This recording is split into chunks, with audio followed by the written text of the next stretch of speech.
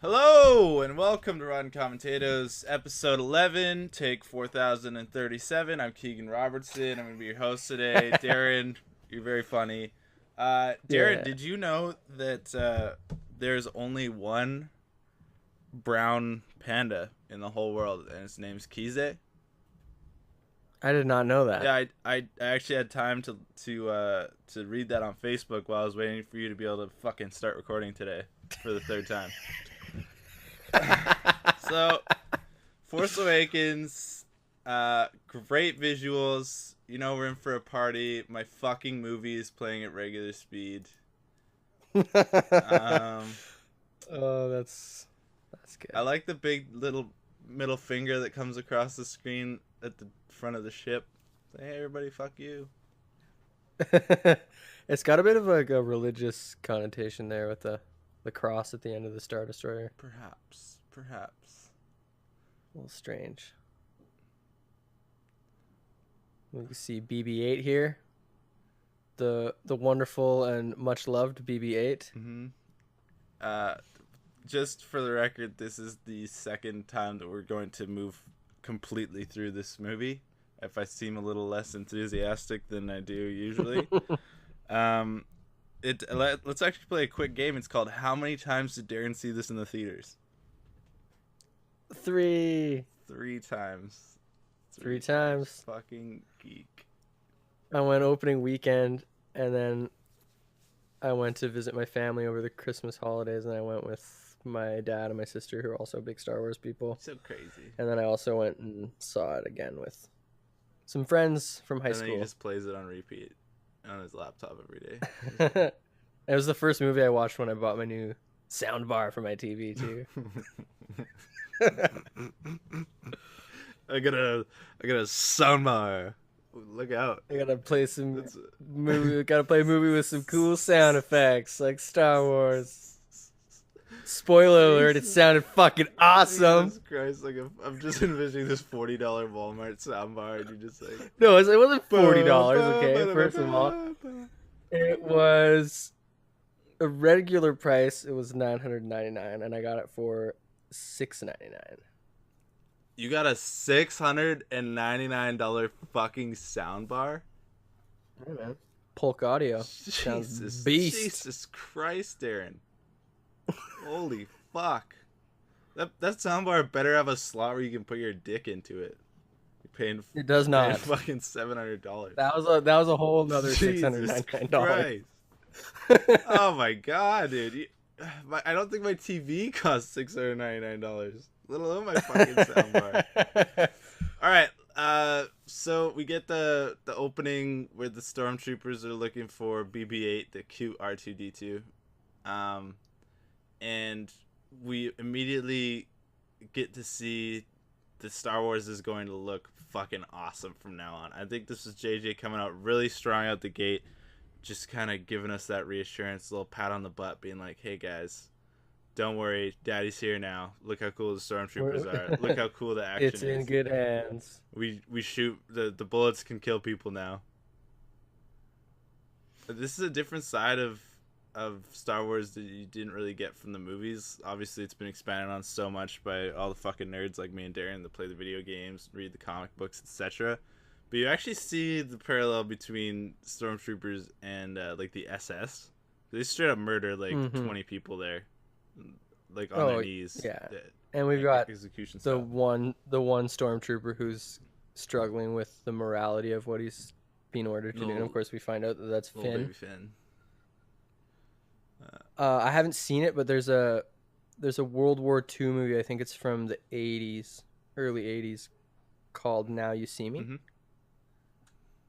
And apparently that scene is sort of a shout out to that movie. It's a really dark portrayal of what happened to civilians. Actually, one of the darkest movies that I ever saw was Now You See Me, followed by Now You See Me 2. Now You See Me, Now You Don't? Yeah. The Magicians? The Magicians one, where all the tricks make no fucking sense and it's just CGI bullshit. Guys, look, it's like Jesse Eisenberg, and he's just fucking flipping cards and shit. And he's got like 9 9s in his deck and stuff, and all they did was literally have him do bullshit with his hands, and then they fucking CGI'd it over. It's like, a magician's tricks are supposed to make sense on some fucking level. You can't just cheat and be like, look how good I am at illusions. You'll never figure this out because it's fucking made up. Fuck me. The only thing I've seen of those movies is, I don't know if it's from the first or second one, but it's a clip where they're going through some kind of facility and they do this series of sleight of hand moves. Oh my god, yeah. But they throw the card, like, all 4 of them, like, keep bouncing off their elbows and shit to get it in. Yeah, and it's so ridiculous. And what's his name? Woody Harrelson can, like, fucking slap you in the face and read your mind and, like, make you do shit. It is the stupidest fucking movie franchise I have ever seen in my life.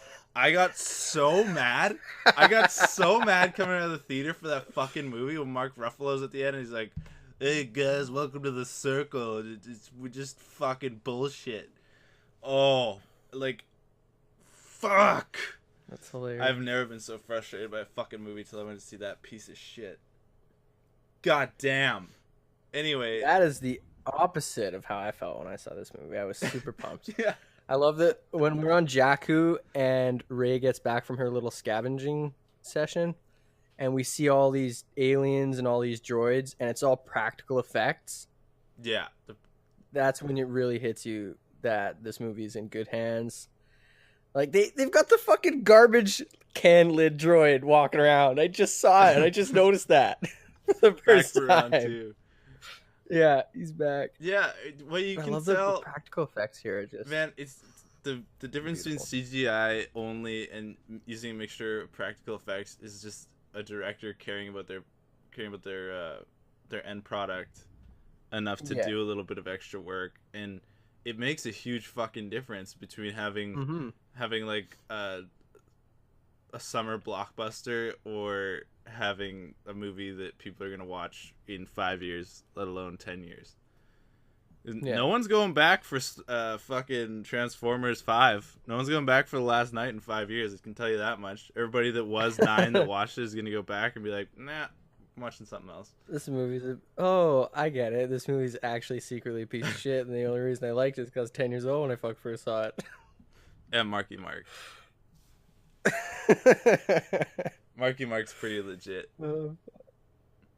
Anthony, fun fact, I watched Transformers 5 with my roommate out of some sort of perverse need to punish myself.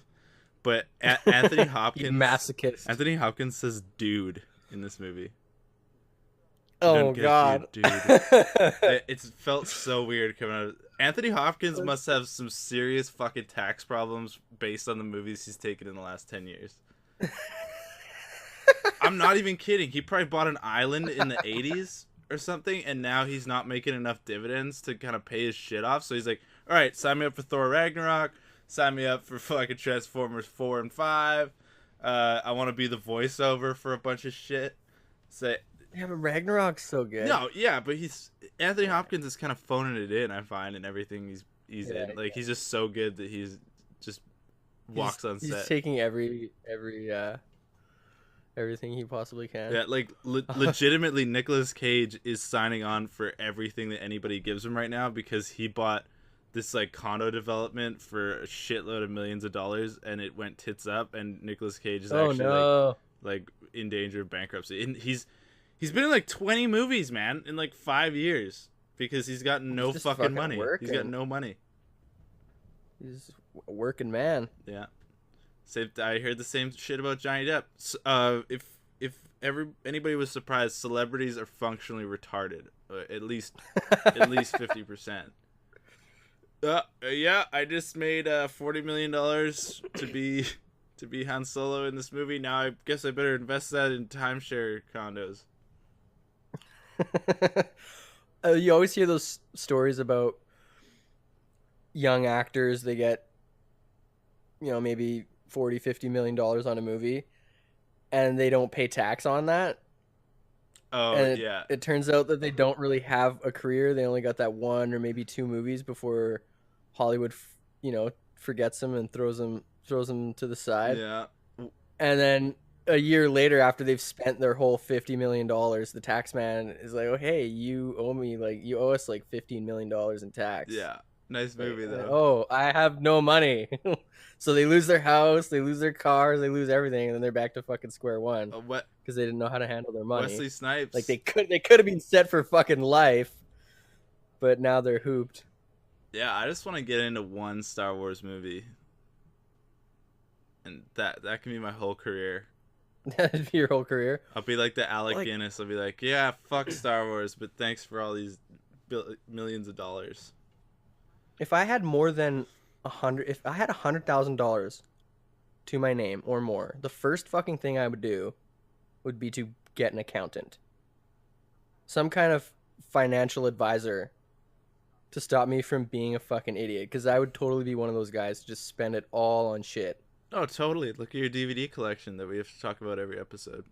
Oh, are you kidding? DVD collection, man? If I had millions and millions of dollars, I'd build myself a fucking wind tunnel. Oh God. Like, No. Stop.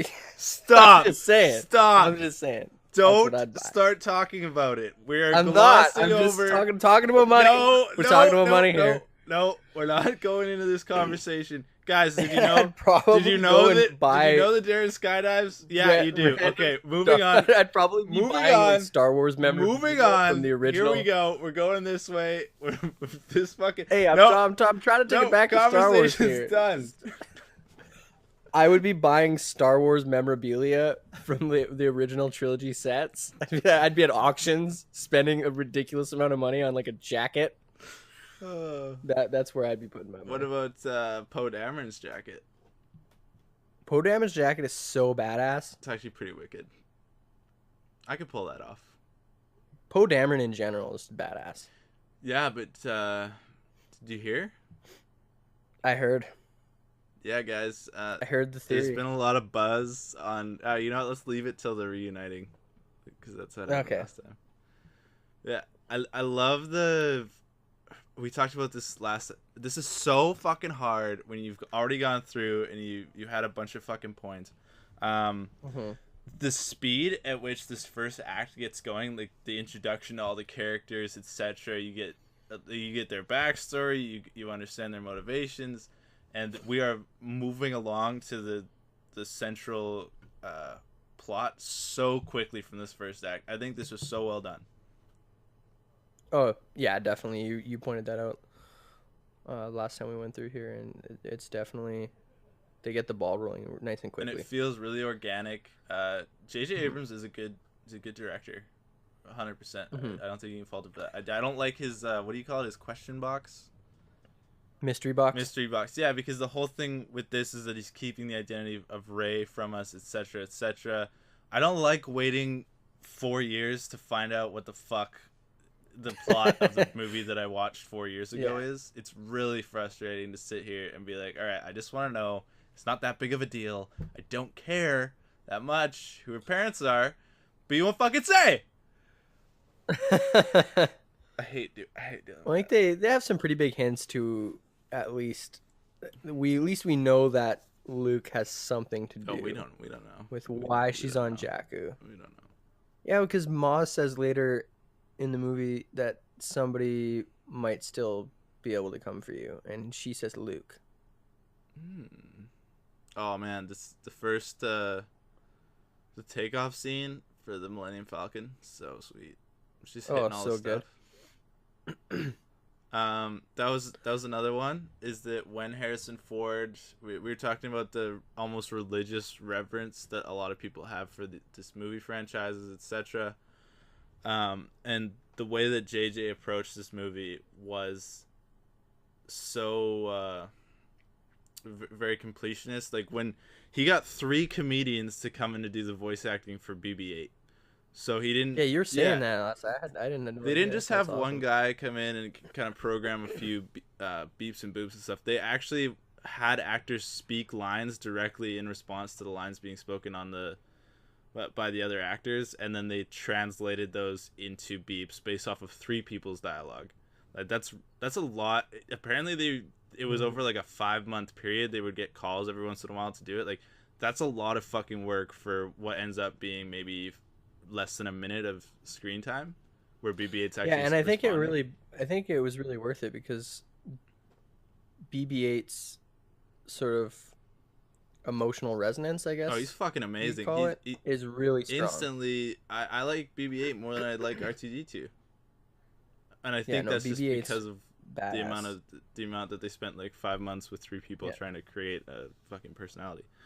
Another thing is that when Han Solo first walked onto the Millennium Falcon, apparently there was about 200 crew members sitting where the director's monitor is, watching to see Han Solo's first entrance into their recreation of the Falcon, just because everybody that worked on this movie understood what a huge undertaking this was.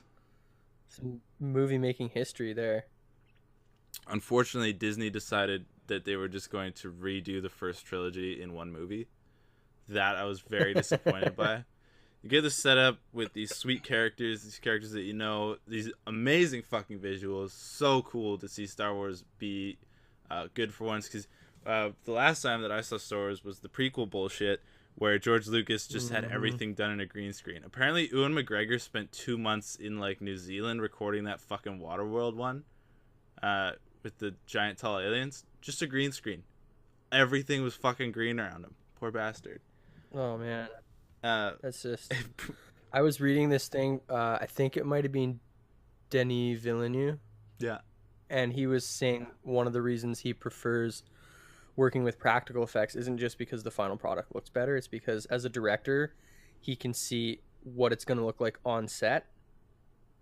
Yeah, and so because all the effects are in camera instead of doing it all in front of a green screen or a blue screen and then not really knowing what the final shot is going to look like until months later in the post-production process. Yeah, if you have no framing for reference for the CGI that's going to go over practical effect, it ends up being really fucking bad most of the time.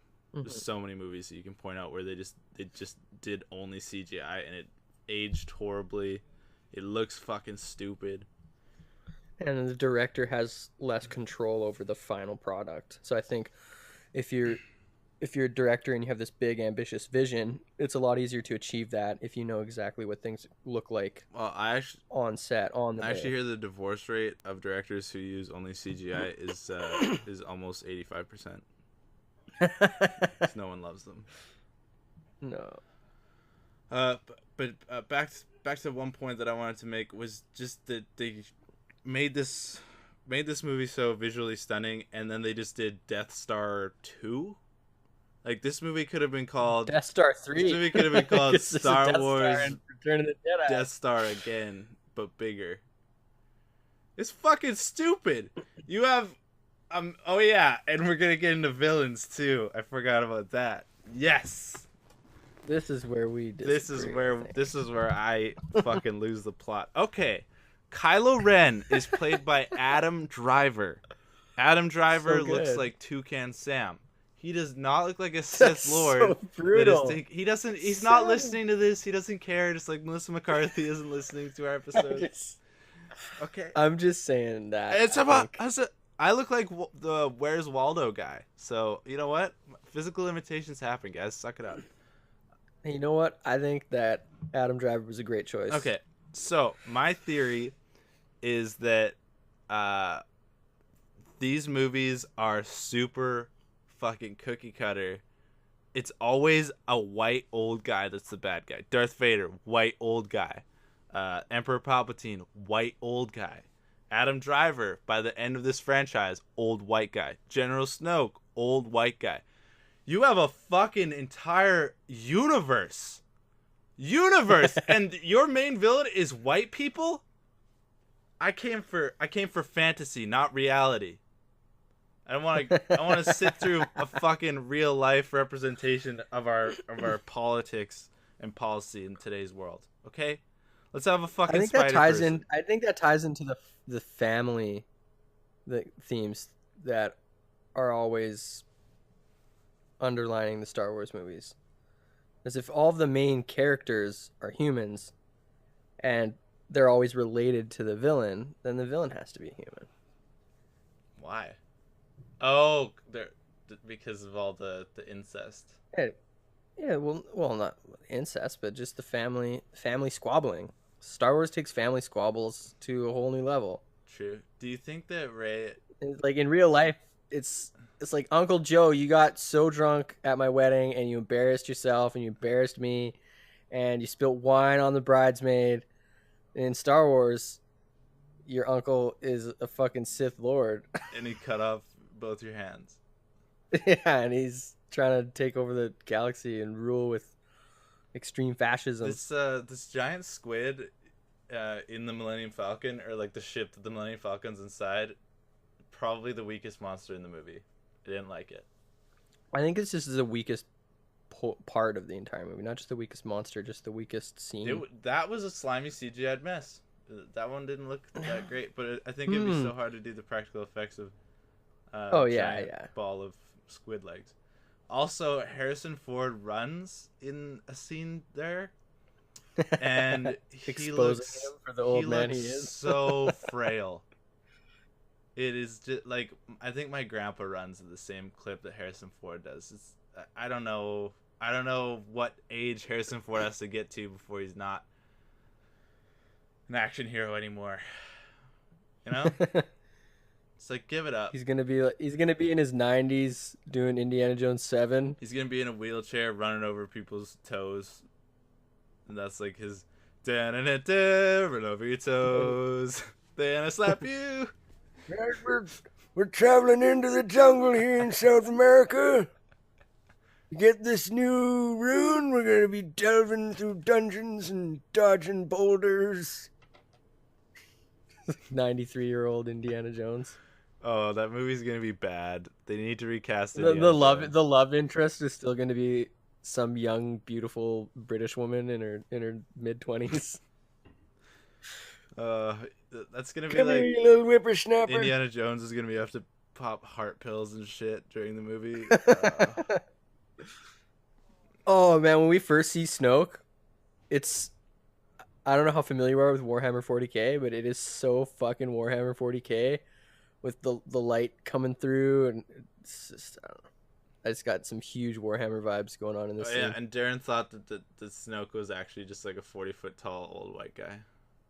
Yeah, it's kind of, which again is so 40k, but doesn't really fit in with the Star Wars. Oh, also Star Wars vibe. Also, all the main bad guys that are white also have like cancer. General Snoke has half his face eaten away by cancer. If you look at the old version, where Darth Vader takes off his fucking helmet, he looks like he has super herpes all over his body. It's definitely cancer. Well, it's because he's being burned. Okay, we know that this doesn't now look like from Revenge burns. of the It Sith. doesn't look like burns. It looks like lava burns aren't normal burns. That have Okay, moved a lava burn is like a super uber sugar burn. Yeah, or it's cancer. And then you look at Emperor Palpatine, who has bone cancer, and his fucking eye sockets are somehow growing forward out of his face. He looks kind of like E.T. Emperor Palpatine looks kind of like E.T. Anyway, it's just Emperor Palpatine phone home. I don't like where tradition trumps the opportunity to make a better movie.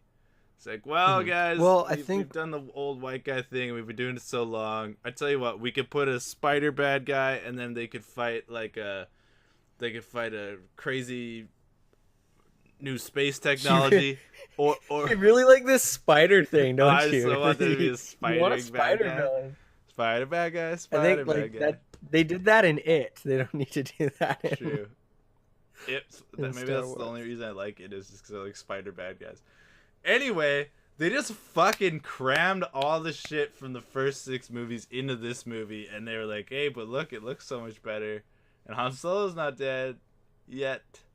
Not yet.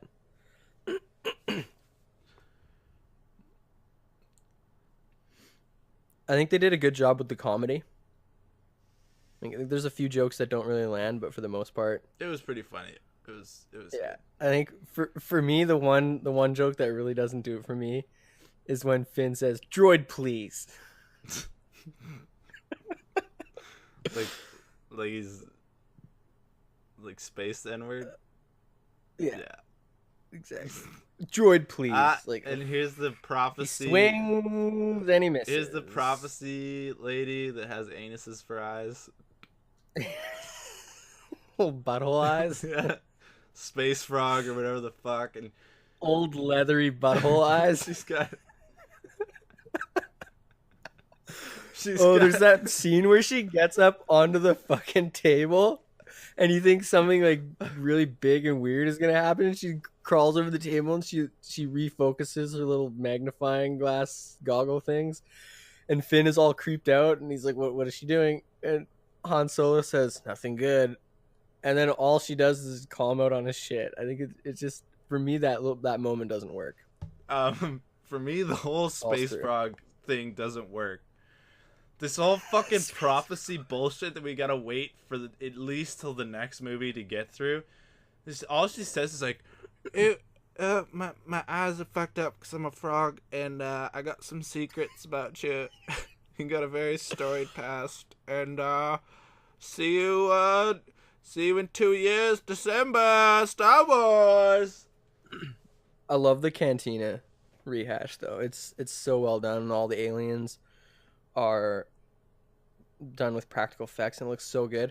And you remember in the original trilogy they had the one really weird looking alien in Jabba's palace in Return of the Jedi, and it's like a blue elephant looking thing, and the costume is so fucking bad. Like the costume looks like something you'd buy at the dollar store for Halloween. And they redid that species of alien in this movie, cool. And they made it look so much better. I want to, but I love the huge horned alien, like the big gangster looking motherfucker with that Sith chick with him, and she goes off to make the little call. I love that. There's a guy with like a badass gangster. There's a guy with like a skull helmet, but it's also, I think, his face. It's red. Oh, it's a helmet. He looks super badass. Yeah. The canteen scene was alright, but this whole thing where she's gonna go find the lightsaber and get visions and shit, like, what the fuck? What is that? I love the vision. Fuck off. Cause then you get, she's in her vision. She's standing in a hallway, and it's the same thing from Empire Strikes Back. No, this shit is so weekly television though. So weekly television. Next time on Star Wars. Well, yeah, that's the whole fucking back to the whole mystery box thing. But I'm just saying, as far as the vision is concerned, the vision is actually really telling. No, you know because what? She hears Kenobi's voice. She inherits Skywalker's saber. So it's pretty. I think it's pretty certain that she's either a Skywalker or Kenobi. Do you hear the disagreement noises I'm making? I just want to be sure that you are. She's a Skywalker or a Kenobi, for sure. For sure. Okay, so,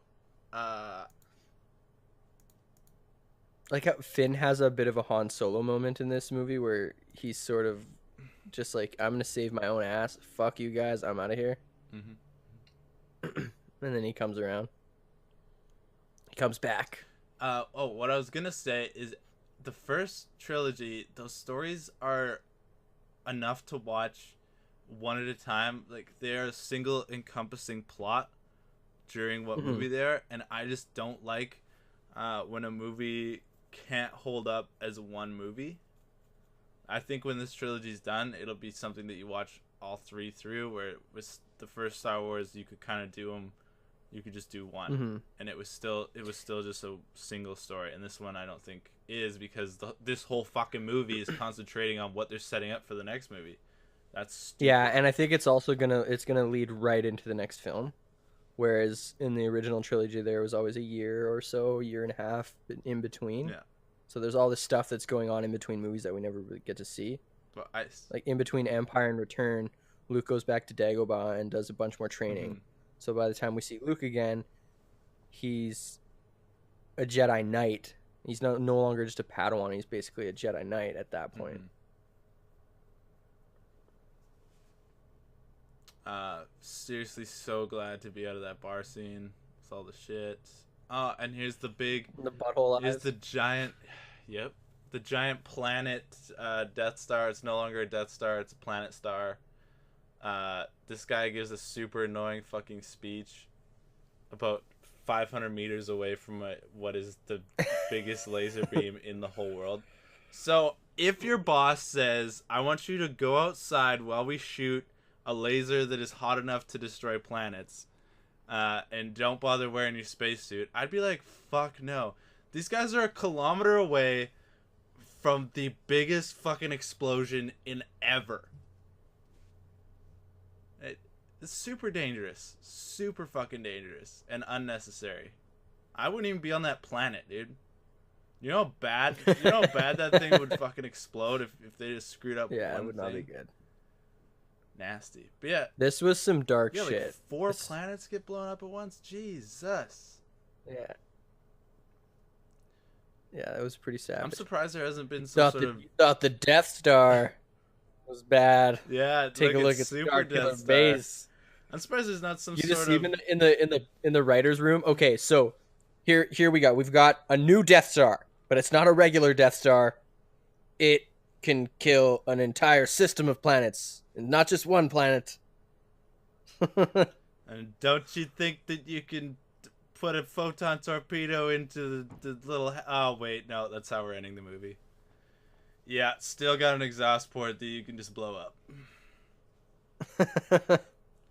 I don't understand how, with the technology that they have in this movie, they needed a fucking planet-sized cannon to do this. I feel like one of their giant fucking Star Destroyers could easily just bombard a planet into nothingness. Do you think so? Fuck yes, I do. They have... Do you ever see them refuel shit in this show? No. This shit just works forever. They have an inexhaustible source of energy somehow in this fucking stupid space opera. Why wouldn't you just shoot lasers at the fucking ground till there's nothing left? Well, why do that when you can just press a button? I think it's also psychological warfare when you know that these people have this weapon that can You just think it's a erase your dick planet at the measuring press of a contest? button. Like, isn't all war though? I wouldn't know. Never been involved in one. Traitor. I've been involved in a dick measuring contest, just not war. Sorry. Yeah, so Traitor, the coolest meme to come out of Star Wars. I love this little fight. It's fucking great. That weapon is so cool. We got the bowcaster thing. Oh yeah. So Harrison Ford shoots Chewie's bowcaster for apparently the first time in the For 40 the years first they've time. known each other. Like you pointed out when we recorded this last time that there had to have been a time where they're sitting around drinking and Han is just like, hey, can I try that thing? And then just shoots a bar patron across the roof for no reason. But it's also quite probable of all the spots of trouble they find themselves in, Han being Han and always screwing He people would over. have used that fucking thing at least Double-crossing once, people. and so that He would have been in a situation like this where he needs to use it. Like, oh shit, I need to use that for a second. Like, give it over here. and that points to the saddest part of this movie is that obviously Chewie has been dealing with Han's slow descent into Alzheimer's induced dementia for years. Yeah, Han, you've used that before. What are you talking about? Chewie, You've used that lots of times, man. Chewie, we're home. No, this is a ship that we work in together. We're coworkers. Chewie, get me my slippers and some tea. Where's Luke? Somebody call Luke over. Luke's been gone for a while now. He's in exile. I love it when the X-Wings show up and start fucking shit up and Poe Dameron goes on this crazy kill streak. Yeah. It's so fucking wicked. Yeah, the plane fighting, well, the space plane fighting is good. What is that called? I don't care. Dogfighting? Dogfighting? Dogfighting. No, that's a completely different thing. We're talking about airplanes. Some dogs. It's called dogfighting when two airplanes are fighting. Oh, It's called bullshit. dogfighting. It's called You're ridiculous. You know what I mean? You're fucking ridiculous. You're fucking ridiculous. I'm just kidding with you. The weird reunion between Han Solo and Carrie Fisher, who actually fucked in real life. Just so you guys know, so this is even more. That's weird. why it's all awkward. That's why it's so awkward. Like, oh. Hey, I hear you told everybody that we had sex in real life. Not cool. You cost me a marriage, Fisher. Sorry, I had to sell copies of my book. Oh fuck. Okay, so here's the fucking. Oh yeah, here's the reunion. Yes, hug each other. These guys have been friends for so long. They've known each other for years. Oh wait, no, they met once and escaped a Death Star or a Star Destroyer together. Yeah, Poe and Finn have met one time like a week ago, and they just have a huge reuniting thing. And I have read online on Reddit, etc., that people think that maybe Poe Dameron's a homosexual, and he and Finn are gonna pursue a relationship. I think that's a pretty big stretch. Oh, Darren, do you think that it would be a stretch for a Disney movie such as Star Wars to try to introduce an agenda like that?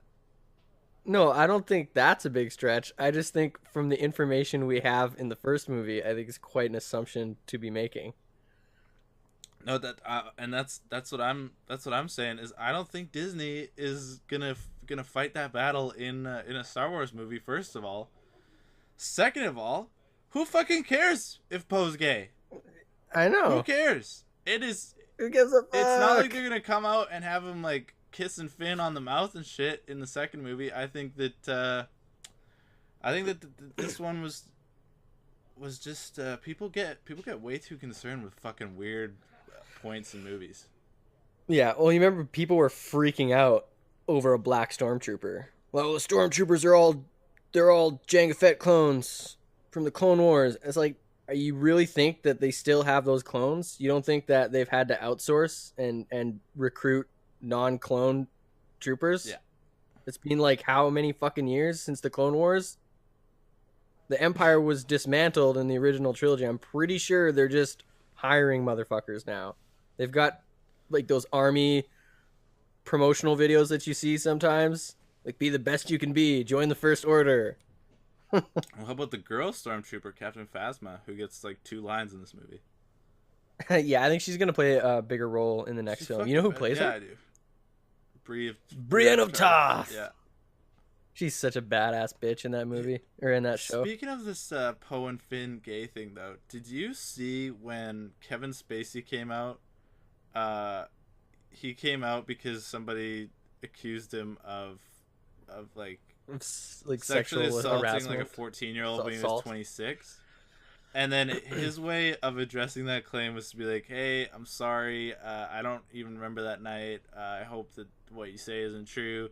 And I choose to identify as a gay man. I know everybody's concerned." Yeah. He and then the headlines. First he apologizes. Like, okay, I don't know if I did that, but if I did, I'm really sorry. There's no excuse for behaving like that. And this whole situation has made me think about things, and I think it's time I oughta. I've had romantic relationships with both men and women, and now I choose to live as a gay man. And so the headlines legitimately were split 50-50 on whether he was addressing a sexual assault. Some of them just said, "comes out as gay man." You're really burying the lead there. Oh my god. Comes out as gay man, also wants to fuck 14-year-olds. And I think that's definitely why he chose that timing. I think we're so obsessed with knowing that's another mystery box secret. I bet the Poe Dameron thing is the biggest mystery box of all. Will Poe Dameron kiss a man? Tune in next time on Star Wars. Tune in 2 years from now on the next Star Wars film. I'm really excited for episode 8. Have you ever seen any other... I don't know if it's Rian or Ryan, because it's spelled with an I instead of a Y. But Rian Johnson, the director of The Last Jedi. Have you seen any of his other stuff? What has he directed? Looper and a film called Brick. Yeah, fuck yes. Both those are really good Yeah, movies. man. Brick is an Yeah. amazing movie. So fucking good. Like, if someone had told you like 8 years ago the guy who directed Brick was gonna get a Star Wars movie, you would not have believed that. No, but that's fucking awesome. That's Oh, I'm so so cool. pumped. And now he's getting his own fucking Well, trilogy. seeing directors get rewarded for actually making a good movie on a budget. The one thing that's kind of scary though is, like we talked about with Waititi and Thor Ragnarok, is that if a director hasn't had that much money before, it can fuck them up. They can make awful movies. Like the guy that did Geostorm, that was the Gerard Butler movie, and he had never done a movie on that sort of scale before because he had to do a bunch of, like, the whole world was getting fucked up by storms, so he just like couldn't construct the movie in his head because the scale was so big. So I think that's something that people don't appreciate, is like, if you've never done Star Wars before, you could be the biggest fan in the world, but actually making the fucking movie into a Star Wars movie might be impossible just based off of like the kind of person you are. I think he definitely pulls it off because Disney turned around and slapped an entire trilogy on his shoulders. Yeah. Oh, and obviously, like, you know how many people must be wrangling him? Like, you got story supervisors and shit. You know what I mean? Like, because Disney now owns the property to Star Wars, they're gonna be looking at the brand of the characters. So I'm sure like every decision made with Rey had to be run through like a fucking PR department to make sure that they could sell X amount of. I hate that aspect of filmmaking these days. Like, most blockbusters that come out now, I think, are more reverse engineered than anything. They probably have focus groups. It's working really well for like, Marvel. We're gonna have these characters and we're gonna be doing these things, and like I guess it's just make a fucking movie. Don't figure out what's gonna be more profitable and then build your movie around that. Just make a fucking movie. You have an idea, you want to make the movie, you make the fucking movie, and then people either like it or they don't like it. Yeah, but this franchise is gonna mean like tens of billions of dollars for Disney in the next 30 years. Do you realize, like, they probably sweat so fucking hard before this movie comes out? Like, whoever's the CEO of Disney probably has his balls in a fucking vice until they see like the first $500 million wrap up. Oh yeah, and I think that Star Wars is something that almost sells itself. Like, even when you got the prequels, they still grossed a disgusting amount of money, even though people fucking hated them. Oh yeah. Yeah, it's the biggest movie like ever. This was the highest grossing film of all time. And it was a good movie too. It was much better. I think they're moving in a right direction, but they also they still have the ability to cock this whole thing up. Yeah. And I think they have, like you saying, like, everything's being run through some huge PR department, and if you watch the original Rogue One trailers, there's stuff in those trailers that are not in the movie, and they went back and did a bunch of reshoots. And there was a few leaks after the movie came out about why they went and did reshoots, and I think the studio and everyone involved tried to kind of cover their ass and just say, oh, we just had to like redo some stuff, it was more of like a technical issue. Yeah. But some people were saying that the movie was too dark, and so they removed a few of the more darker scenes and then reshot a few other scenes to sort of lighten it up a bit. I may be wrong here, but I'm pretty sure they shot a different ending than the explosion, just to be safe, because they were scared how it would test. I think the movie was still really dark. I think it's probably the darkest Star Wars movie. Yeah, oh, definitely. I actually have only seen it once because I didn't like that the finality of that little foray. Like, you can't think to yourself like, oh, they're somewhere like having a great time. It's they're dead, 100% dead. Yeah, they all died for their cause. And I think my favorite part of that movie, and I guess we should probably just save this for the Rogue One episode that we'll inevitably do, maybe. All right. So Hey, we're gonna do a Rogue One episode, right? yes, I suppose we shall. What was? Oh, right. So I wanted to go back to this Geostorm thing, which kind of has a lot to do with what we're talking about. I saw a Looper article last night on it, and I've seen this done before, but they kind of marketed it poorly. So they gave a test screening, and they found that people thought it was missing some humor, etc., because it was just a disaster movie. So what they did is they did like a 15 million in reshoots to add in humor to the movie because it was super almost unwatchable during the first cut.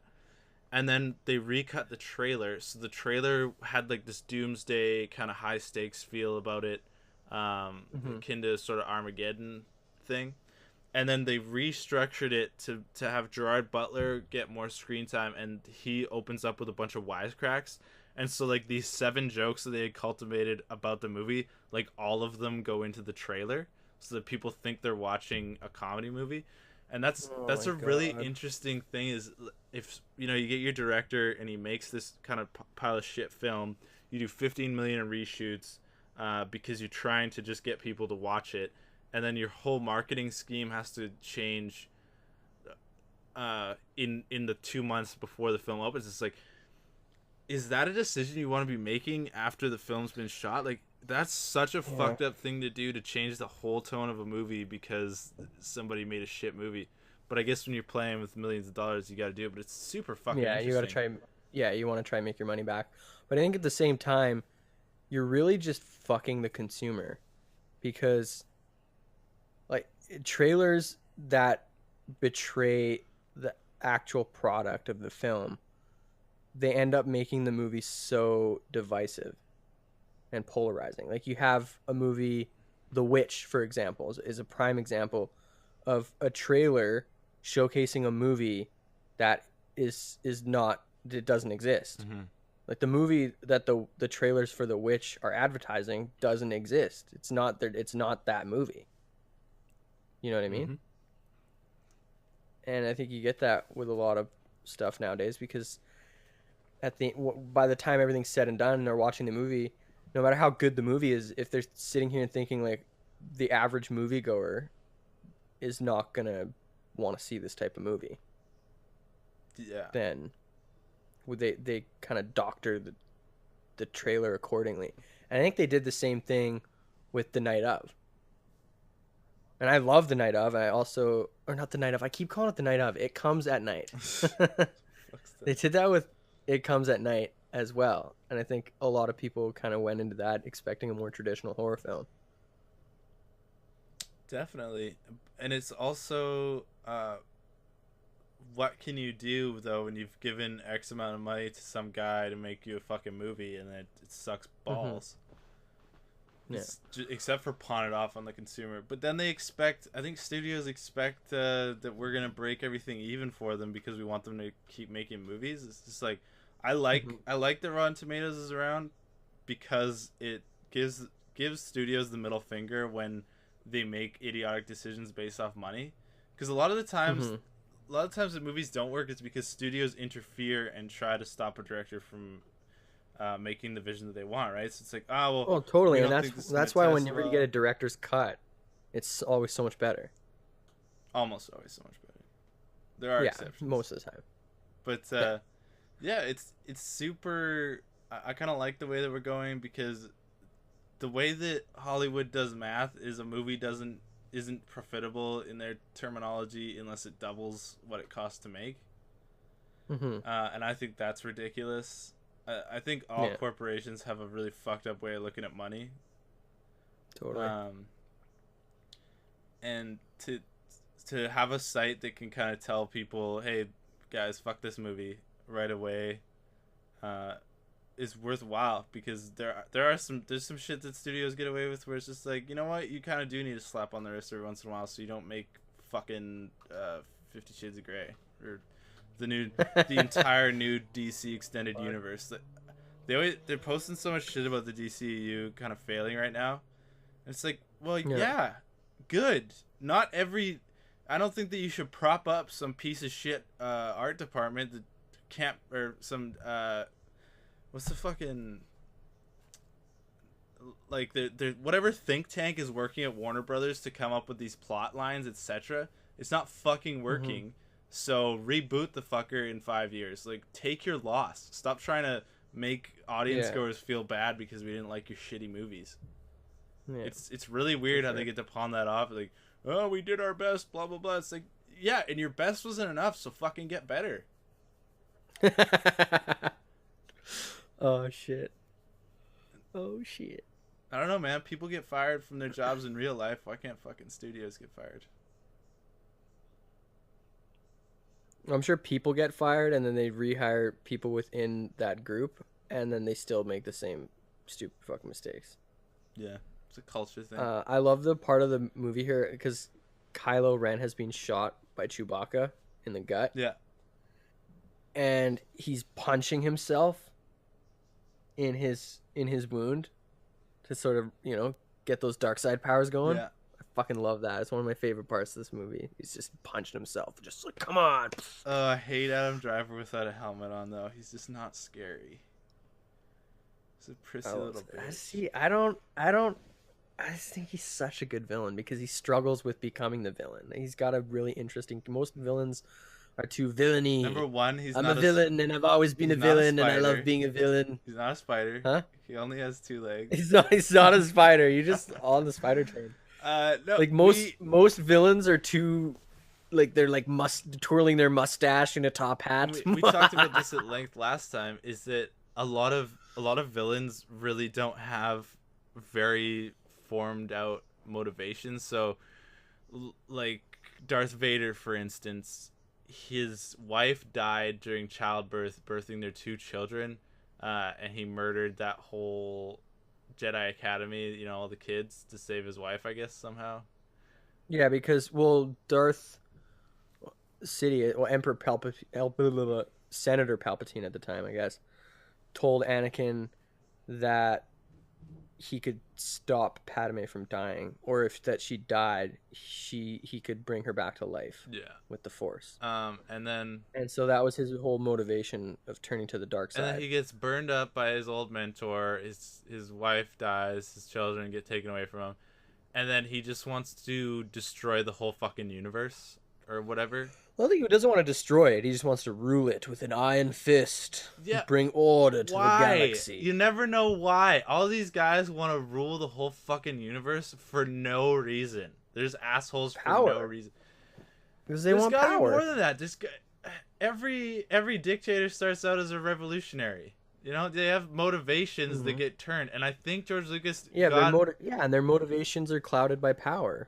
Power corrupts, absolute power corrupts absolutely. The shittiest part about the whole prequel thing was that young Anakin Skywalker was played by a fucking turd ball, and his lines were written by a fucking garbage disposal set in reverse. Are you talking about Jake Lloyd or Hayden Christensen? Both, whatever, both of them. Hayden Christensen is actually a pretty good actor. Sucks dick. Are you fucking kidding me? Have you ever seen any of his other movies? As Anakin Skywalker was garbage. Yeah, I'm not disputing garbage. That. I'm saying that it's not because he's a bad actor. I'm kicking him out. That's because I haven't seen any of his other movies. I hope he doesn't get to make any more fucking movies. What a piece of he's shit. Actually not a bad. I'm not saying he's like gonna win an Academy Award, but he's a lot better than the prequels lead on because of the bad writing and because of the bad direction. I mean, you've got moments in the prequels where actors like Ewan McGregor, he's a fucking great actor, is hamming it up because the writing is so shitty and the directing is so shitty. So I don't think it's not a problem that only falls on the actor's shoulders. No. I'm just saying he's like a pretty decent actor. Hey man, I heard you saying just like you knew what you were doing on some level. You knew what you were doing. Just like the guards at Auschwitz, man. He's like one of the guards at Auschwitz. It's like, hey, I was what you're a part of. I was just doing my job. I was just doing my job. Fuck you, Hayden Christensen, you son of a bitch.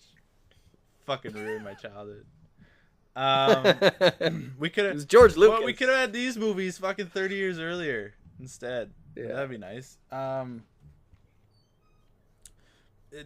yeah, the motivation of the villains. Adam Driver probably has the best motivation, sort of. Is we Well, I understand think we'll he's find more. struggling. We'll find out more about his motivations. Yeah, but it's just I don't know, man. The whole world But domination thing is really cheesy. I think the one of the major reasons for Kylo turning to the dark side is I think that, and this goes back to Star Wars being, stories about families. I think Harrison Ford and Carrie Fisher's relationship fell through like pretty early on.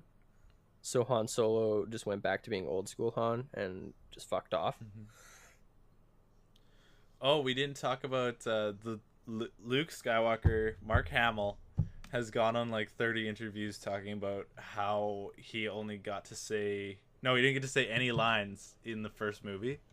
He's got no lines. He talks about getting hit up for the script. They want him to be a part of it. He gets to see it. He keeps reading through the script. He's like, where am I gonna be? I can't wait to make my Star Wars debut. Last page of the fucking script, it's him standing on a mountaintop, and he gets no lines. He's like, sweet. That's the mystery box. That's Abrams at Mystery work. box bullshit. Mark Hamill thinks it's bullshit. I think it's bullshit. I don't think it's bullshit because I think they wanted to sort of use the first film to introduce all these new characters and focus on what these new characters are and the role that they're going to play in the movies to come. So I think that it was actually kind of a smart decision not to just rely on Luke Skywalker. The only thing that I'm really pissed about, and I'm not pissed because I think it's bad storytelling or that I think that makes the movie bad. Just as a fan of the original films, I really, really am bummed that we didn't get a Han and Luke reunion. I think that would have been fucking cool. Oh, yeah, because Han's dead now. Yeah, Han's dead, so we're not going to get a Han Solo, Luke Skywalker reunion. And maybe that might be a bit of a missed opportunity, but I think the movie, what they've done with this movie, I think is still really, really good. Mm-hmm. Despite the parallels that you can draw from this and A New Hope. Is it part of your DVD collection? Oh, yeah. Oh, yeah. Yeah, I knew it would be. Not a part of my DVD collection. I want to see where the whole trilogy lands, and then I'll make my decisions from there. I don't like the frog with anuses for eyes. I don't like old Harrison Ford wandering around. I don't like old Princess Leia not being hot. Oh, come on, you chauvinist. I'm a pig. You misogynist. I don't know, man. I want to see them. Stop being a part of the patriarchy, Keegan. What happens when they're not remaking A New Hope. I want to see what that movie looks like. And I will, with you, my friend. Yeah, buddy, December 14th. December 14th. I'm We're so going to go watch that. pumped. Can't fucking wait. So stoked. What do you think about the name Imogen? Imogen. Huh? You know Imogen? Imogen? Poots? She's like an actress. Imogen. Name's Imogen Poots. Imogen. Yeah, one of the girls that did the makeup because I'm watching the scroll at 2.4 speed. Imogen her name Poots. Was Imogen. No, her name was Imogen Hose. Oh. Imogen Poots like a. I was gonna say Poots is an unfortunate Poots, last she's name. a famous actor. What? Who? Imogen Poots is a famous actor. I'm just saying Poots is an unfortunate last name. Oh, Imogen Poots in its entirety is a fucking train wreck of a name.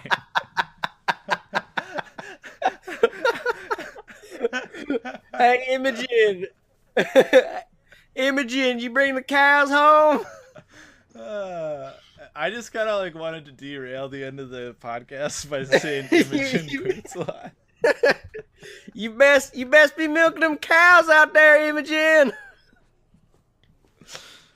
Imogen Poots, you get back here this instant. Yeah, you're in a lot of trouble there, Mr. Imogen Poots. It's a woman. Mrs. Imogen Poots just doesn't sound like a female name. Imogen. It definitely might sound like a Thai martial artist. A fucking Muay Thai kickboxer. Imogen Poots is the artist. Oh fuck! Holy shit! Or he could be like the Department of Defense head for like North Korea. In the news today, North Korea's leader of self defense party, Imogen Poots. Imogen Poots. made a statement. Holy shit. Oh. All right, hopefully this one recorded properly because I fucking refuse to do Yeah, another no one. shit. I don't want to go through that again. Oh, the first one was so good too. We had such good points.